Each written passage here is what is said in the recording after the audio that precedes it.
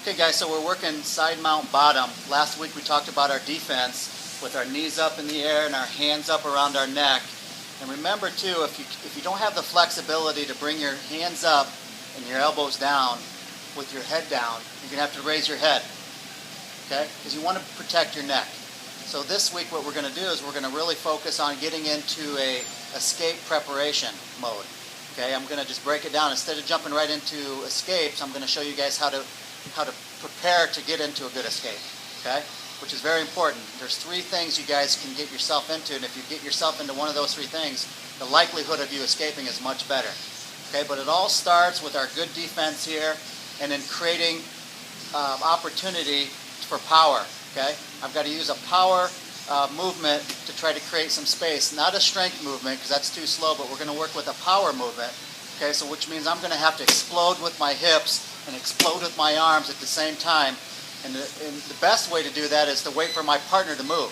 So if you can wait for your partner to adjust his hips or adjust his arms, then it's the best time to try to explode up. And the moment I feel him moving is the moment I'm going to explode with my hips and my arms. And I may only be able to bump him about 3 inches high, which is fine. That's plenty of room to create enough space to start my escape, okay? So I'm going to bump him up here, and then when I fall, I'm going to fall to the side.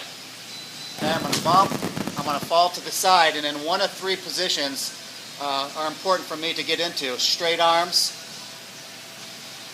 forearm to knee, okay, or knee to elbow, or a pummel. And try to fall into that position. So you're going to bump, and you're going to fall into a straight arm position, or you're going to bump, and you're going to fall into a pummeled position, okay, or you're going to bump, and you're going to fall into a knee to elbow position. And once I get one of these three positions, escapes are so much easier. So with Casey on top of me here, I'm going to do an angle so they can see it. My hands are going to be positioned right here on either side of the shoulder. Okay, that's the ideal position for me to create enough power.